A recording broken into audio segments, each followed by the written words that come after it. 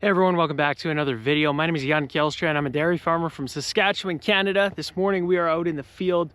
Dad is doing the first couple opening rounds on one of our fall rye fields. I guess our only fall rye field that we have left this year. We started out with about 560 acres, but we chopped 400 acres of that. So we have 1/4 section of land left that is still standing with fall rye. Crop's looking pretty good. This stuff basically had zero moisture when it needs moisture. Those early weeks in spring pretty much sat there for a month without rain while it was wanting rain, so lots of drought pressure. So considering that, this crop is looking pretty good. We have some weird second growth. I think maybe you guys can see it on camera there. There's like some patches of green there. The original crop is fully matured. This is what one of those heads looks like. It's, you know, you can pretty much straight cut this plant now, but there's some regrowth patches and actually quite a few acres. You know, we're looking at 10, maybe 20% of the field having this kind of weird regrowth in it. So you can't put that much green in the bin, that regrowth. Let's find a head right there. You can see it's still green. So that is not ready to combine. It's way too high moisture. And if you put that in your bin, you're gonna have issues. It's gonna mold. It's gonna get clumpy, and then the elevator is not going to like it that much. So, or us for feed, you know, you don't want to feed moldy grain to your cows. They're just going to milk less. So we can't be putting that in the bin, so we're swathing it. Hopefully it can dry out for a couple days without getting rain, and then we'll come here with the pickup head on the combine and combine this stuff. Our neighbors have straight cut their fall rye already right across the road there, so they took it already and we are going to swath it now. A lot has to do with the variety you take. Some stuff takes longer to mature. I guess ours is a longer maturing variety, but Dad's gonna pull up here. We'll see him swath this side of the field. We also had to swath this really early in the morning or late at night. It has to have dew on it. Otherwise we're gonna hit the kernels out of the mature heads. We were kind of waiting for maybe that regrowth to die off a little bit, but that's not happening anymore. So in the meantime, these mature heads got really mature, and now if you hit them when it's dry, all the kernels will fall on the ground. So that's okay. We just gotta swath it the same way we do canola usually, and that is early in the morning, late at night. Lots of dew on the plant, and that prevents those kernels from falling on the ground.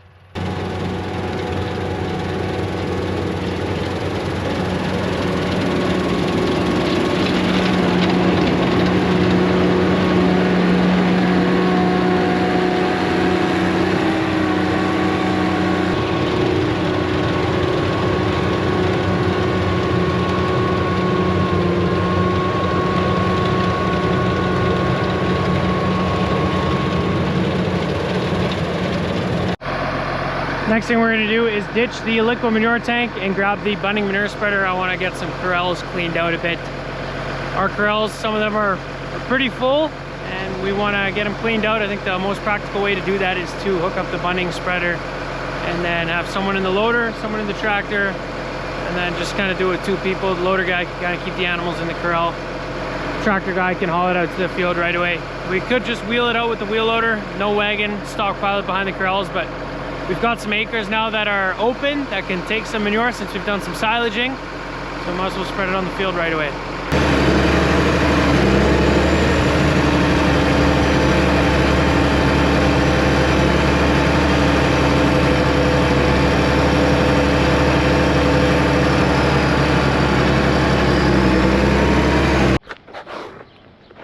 We've pulled the bunning manure spreader out of the trees there, parked the gear right beside it.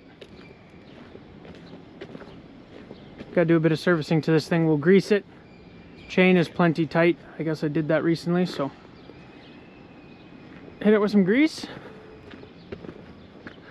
Oh yeah, that's what I mean by when we pulled it out of the trees, literally. We've made it to the corrals. We're gonna start at this corral, try and clean them. All these 4 corrals, these are the ones that are the worst, and then we'll try to do 2 heifer pens over there, and then we're back on top of how much manure we gotta haul. Clean these corrals up a little bit. Just about to get going with that solid manure hauling, but the feeder chain broke on the feed wagon. It's kind of like a every 6-month thing on those Supremes now, so gonna have to go get that sorted. Just got back to the farm with the new chain. New chain, old chain.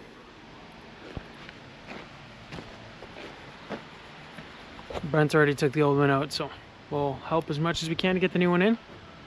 I think he doesn't need an instruction manual anymore. He can do it with his eyes closed.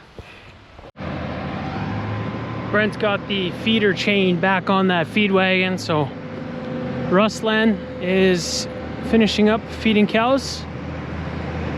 It sucks to see it, but cows are hungry in the barn again. A hungry milk cow means less milk in the tank, so that's unfortunate. Is what it is. It wasn't just the feeder chain that broke this time. A sprocket that runs that chain broke, and then that's what broke the feeder chain. It kind of pulled it unevenly because the one sprocket wasn't driving, and then got off balance and pulled itself apart. So different issue than the last couple feeder chains that went, so I guess that's an improvement. We are almost done for the day at the farm here. I got some work to do later tonight though, and that is going to be scouting for big Bertha or Bertha armyworms on the canola. So a lot of our neighbors around here have been spraying for them already, and we are just not seeing them on our canola. Apparently you got to wait till the end of the day, and then they start to climb up those canola plants and start eating away. They don't want to do that during the heat of the day, so you got to go out at night, or twilight kind of, when it starts to cool down, and scout your canola then. I've done a little bit during the day, couldn't find anything. I've seen one so far, but when all your neighbors are around spraying, you kind of get a little concerned. So we're gonna go check out the canola later and try to do some actual scouting here instead of just staring at a nice stand. So looking forward to that. Dad is going to start desiccating peas tonight. That is something that needs to get going. Peas are getting quite mature. They're still patchy. There's low spots that are still green, but there are also patches that could easily just go in the bin right now and probably be dry, like super dry. So that needs to get harvested. So we're gonna desiccate with Regulone and then combine 3 to 4 days later with the straight cut head. So that's what Dad's gonna be doing this evening. I'm gonna head out there and see if we can find some big Bertha armyworms. Okay, the sun has just went down. Parked the truck on the side of the road, and we're gonna start out with our first canola field. This is our clear field variety. That's also our messiest field. So this is just polluted with kochia. And the reason for that is because the herbicide you spray in clearfield canola early in the summer is not capable of killing kochia. So that's why this field, that's my excuse. I mean, it sucks, shouldn't be, but that's just the way it is. So we're gonna get into these plants here, start looking, see if we can find any of these fat, juicy green worms munching away on our canola.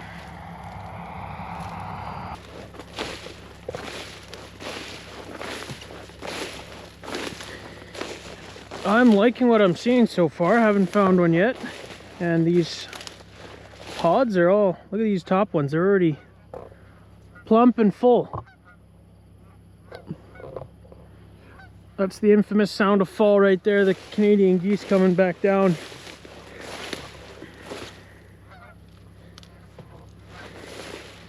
Something's been eating these pods, eh? That pod. Some pod damage here. Some more right there.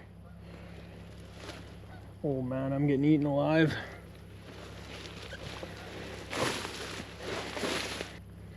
Well, I don't see a single big Bertha in here. So we're gonna steal a couple plants. Then we'll take them to my truck and then we'll swat them out. Hit them on the hood. Let's take 3 plants along here. So you can bang these on the hood of your truck and then you should be able to count how many worms fall out. The threshold is roughly, what is it, 17 to 20 Bertha armyworms per square meter, and then you should be spraying for them. So that's kind of what we're trying to figure out tonight.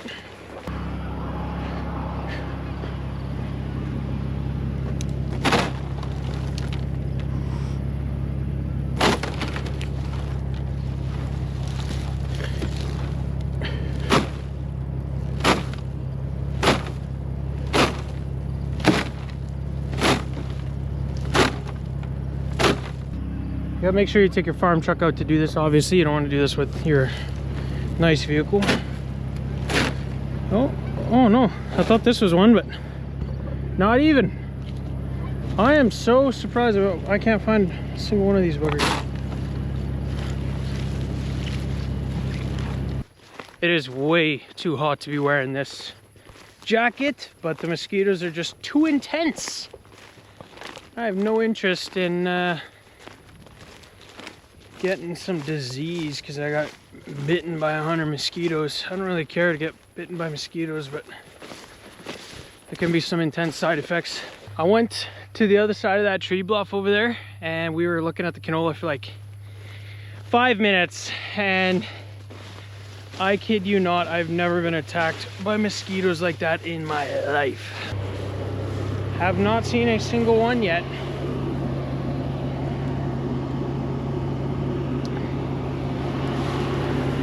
Oh, look at the hood. There's so many grasshoppers on here already.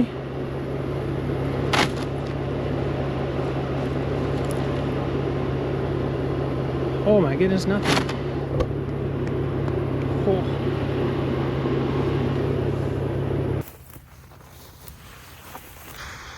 We are now switching to my iPhone video. It's just better for low light filming, I think, than the GoPro.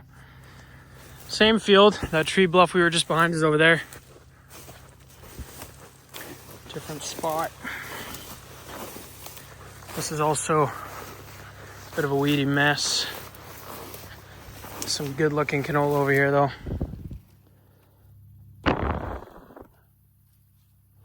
Can we find our first Big Bertha of the day?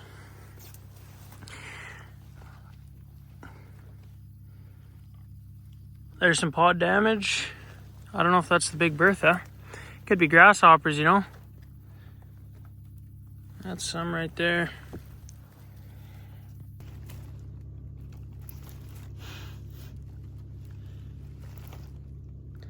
Look at all this kochia trying to come up. It doesn't look healthy. And it's obviously also taking some damage. You can see those leaves are just mucked on. Right there and there. You guys can let me know in the comments. I do not see any of these Big Bertha worms. Maybe you see them in the video, but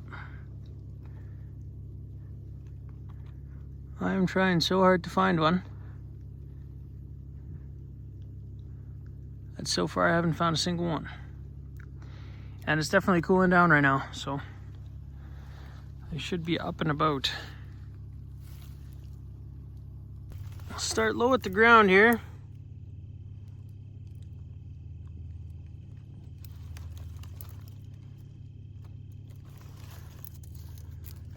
During the day they go down on the ground apparently. They hide in under these leaves to stay a little bit cool.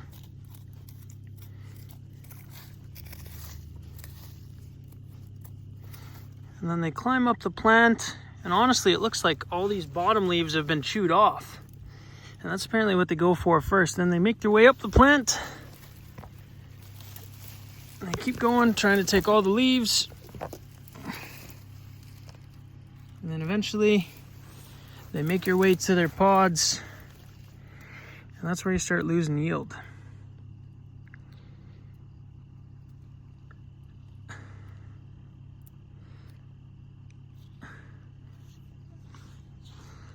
Like, yeah, look at these. This leaf, like, clearly looks eaten to me.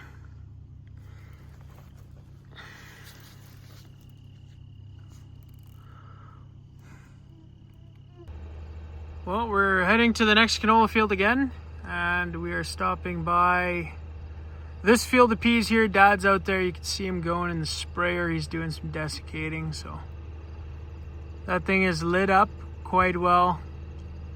I think he's got 3 light bars on the roof. 1 that goes straight forward, and then 2 that go to the sides to light up the booms.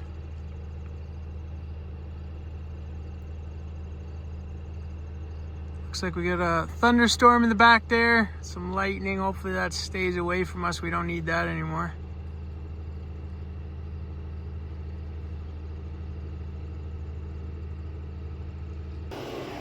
We have continued to look for some more Bertha armyworms, but I can't find any, which is really good news. I did want to find at least one to show you guys, but since I can't, I have to pull a picture from Google, and I'll put it up on the screen right now. So that's the little bugger that we are looking for. And luckily I can't find any. It's a good thing we can't find these. You definitely don't want to spray for them. Like we discussed earlier, it is incredibly expensive. So nothing but good news that we don't have to spray for them. Not that I know of anyway. We'll continue to monitor it. It could still get out of control yet. Look at how nice a job they did mowing these ditches right up to the crop. It looks so neat. Definitely makes crop scouting a little bit easier. Check one more spot in this field just because it's so nicely trimmed.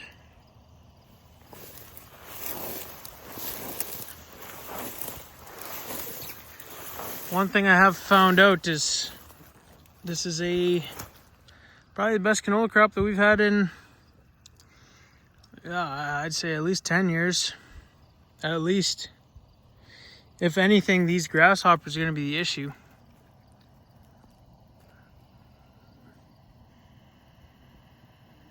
Dirty little bugger.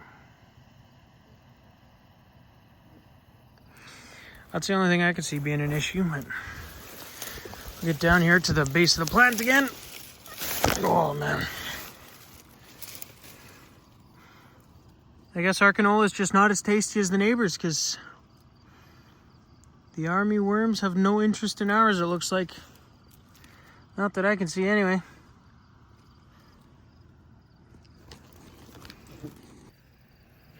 Well, anyway, guys, we couldn't find any of those Bertha army worms, but that's good news. So that is going to be the it of our crop scouting. It's about 11 o'clock at night now, so I think it's cooled down quite a bit. Those worms should be up and active now. So as far as I know, anyway, but I'm no expert. I'm just doing the best that I can with what I know, trying to find these worms.